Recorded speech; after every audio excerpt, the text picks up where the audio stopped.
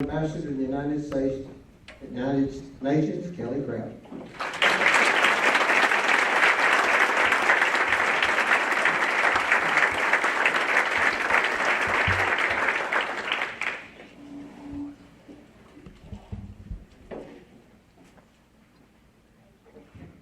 Thank you so much. It just feels so right to be here. It's really awesome. And I want to thank the people that were here many hours before we arrived today, and they will be here many hours after we've all gone home. So a big hand for all those who set up tonight and made this possible.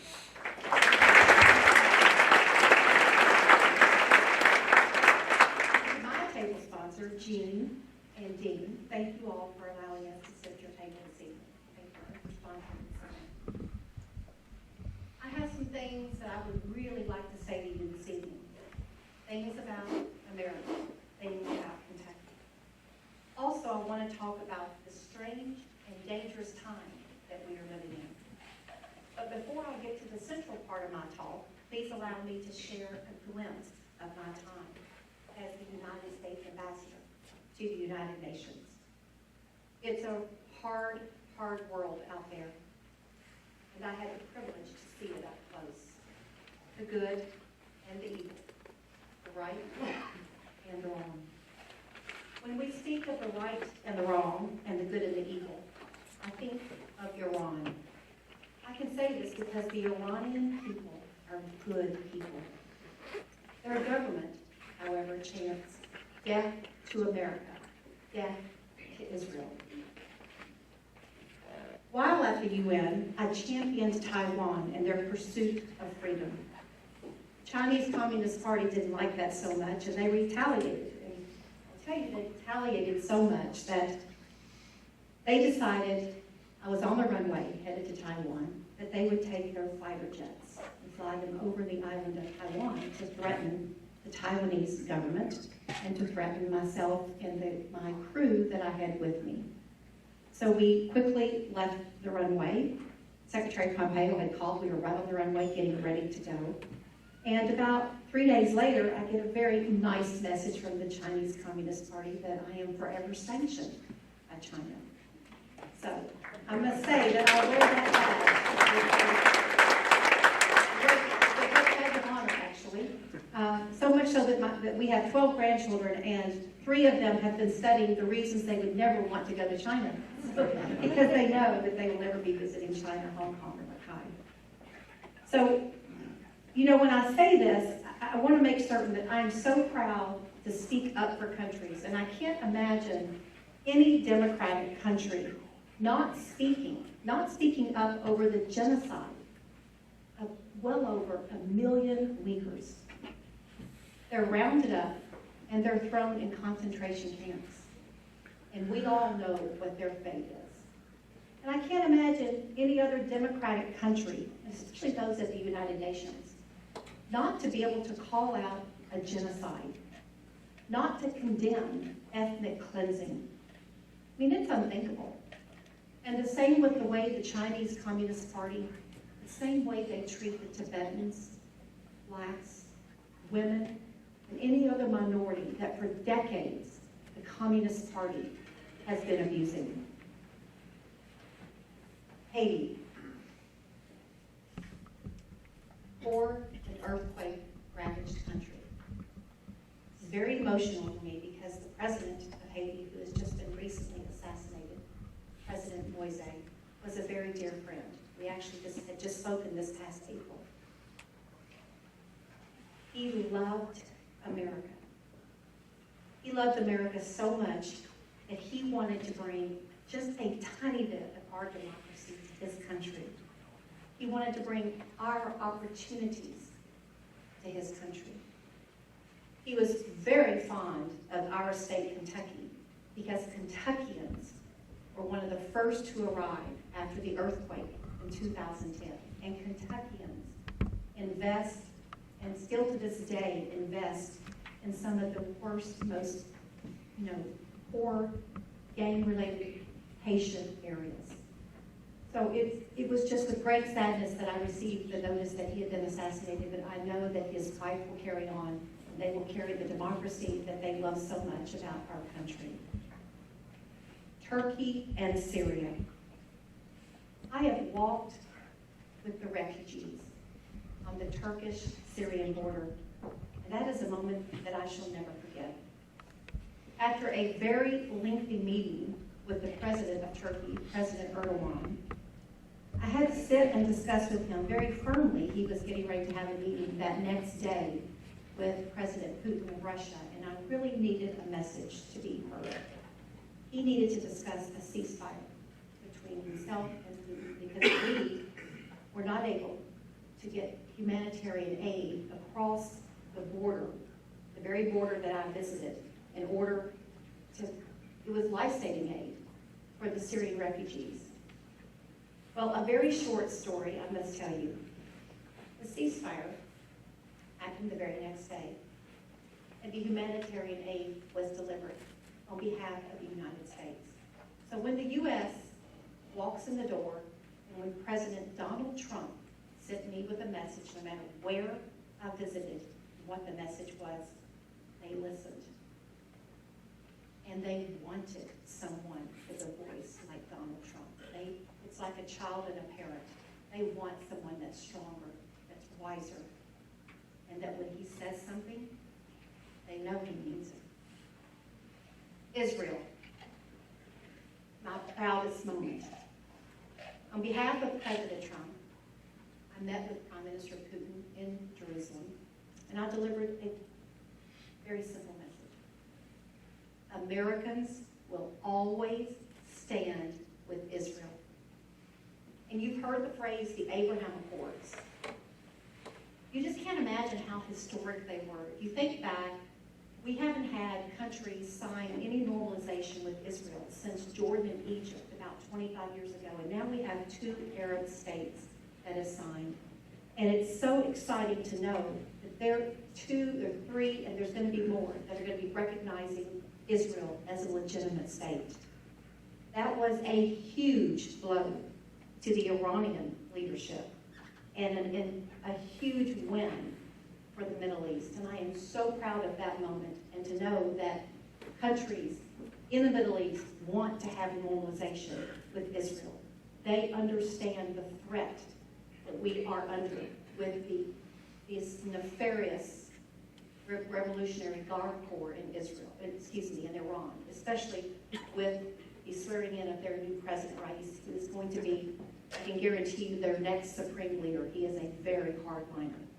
So President Trump applied severe sanctions on the Iranian regime in order to protect security and peace for the Iranian people, who we care about very much, protect peace and security in the Middle East, and protect peace and security for the American people. And you know, being the American ambassador during all those moments, I'll just never forget it. It felt so right to represent my country. It felt so right to be a voice for my country all around the world. And as I said earlier, this is just a tiny glimpse, and I wanted to respect the time this evening, but I'm happy after to answer any questions, and I understand that talks have time limits. So what I really want to talk to you about is about us, about Kentucky. Things that we need to discuss, the challenges we face as we move forward for ourselves and for our children. President Trump gave me, a lifelong Kentuckian, the opportunity of a lifetime, allowing me to demonstrate to the world the bluegrass values that guide you and me. I am grateful to Donald Trump. Whatever may or will be said about him, for 4 years, he brought America, the United States, our country, back to being the real business of public life. He reasserted the vital element of our national destiny, that America's values are what made America, and that they must be cherished, declared, lived, and when necessary, fought for. That America's people are its first, and last greatest resource, and that American patriotism, it's more than a feeling, it is an energy. You just travel the world and you get off that plane and you know that energy because everybody there is waiting to see the American ambassador. Donald Trump loved the country he led. Loving your country is the first and the last qualification for every leader. It's a really strange and frightening time we're in right now. It's actually a very dangerous moment. So I want to talk to you a little bit, not about the world outside, but of us, America in this present moment, and of the growing and angry forces that are working to degrade, diminish, and divide our country. To hear them tell it, our country was rotten from the start, an evil experiment that produced a racist nation. It is strange that in the very height of our power and wealth and security that so many on the left, they call themselves progressives, seek to defame America, slander and misrepresent the heroics and nobility of America's history to turn on her very greatest figures, even Washington and Lincoln. They call the United States a country that sacrificed 500,000 to eradicate slavery. They call us systemically racist. That is a hideous slander on good people. Over the last 2.5 centuries, patriots have fought and died to make our country a more perfect union. My own feeling is that we have been rewarded by God, not so much because of our own worth. I think we're all a work in progress. But because of the worth of our ancestors, that America emerged, and that work has its base and ground in the values of truth, enterprise, and that dedication of our common aspiration we call patriotism. And today in our schools and universities and some of the largest corporations and communication empires, they all focus on America's faults. To them, the one country in the world that is the first choice of immigrants of every nation, creed, and color. They call us systemically racist. The woke brigade despises America and America's history and America's heroes. Yet, here they stay, and here they manipulate her freedoms and stand sheltered by her greatness as they spread their obnoxious doctrines. In their world, in their minds, there is no sin America has not committed, and there's no worthy deed America has ever performed. They have turned their backs on our heritage and our history. They are trying to rewrite the American story as something shameful and degrading. Some of their ideas lead to a very dark place.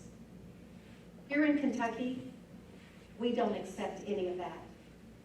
Here in Kentucky, I won't accept any of that.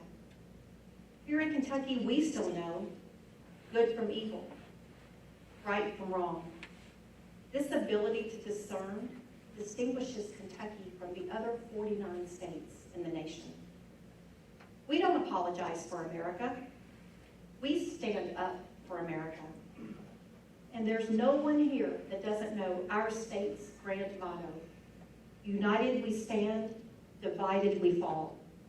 We can and we must take inspiration from united we stand. Together as one, bound in common cause, united, we can do anything. And if the movement to return America to its full promise, to rescue it from those who want to see it run down and chase false idols, doesn't begin right here in Kentucky, I don't know where it can begin. I know it, and you know it. The people of Kentucky haven't forgotten what counts. We haven't forgotten family. We haven't forgotten God. Nor have we lost faith in the perpetual values of work, individual industry, self-reliance, and self-initiative. We haven't forgotten what our schools are for, what real education can do for our children. And we recognize that the turn in American education, the adoption of the cruel and false ideologies, such as a destructive critical race theory, does not belong in our schools and should not be imposed on our children. We haven't forgotten such basic understandings that as the greatest president, a man from Kentucky, put it so memorably in his great Gettysburg Address, that government does not own citizens. The people own government. That government is of the people, by the people, and for the people. I'm especially alarmed at our media. I'm alarmed at the politicians who are currently in Washington. And I'm alarmed of the politician that is currently in Frankfurt. Under the cover of this pandemic, they've been shrinking our freedoms and assuming a greater and greater control over our daily lives. They sow division. They have fully embraced the curse of identity politics. They play one group against the other. They disrespect our sovereignty. They degrade the noble concept of citizenship. The situation on the southern border is a cancellation of both American sovereignty and the idea of citizenship. To quote Abraham Lincoln again, a house divided against itself cannot stand.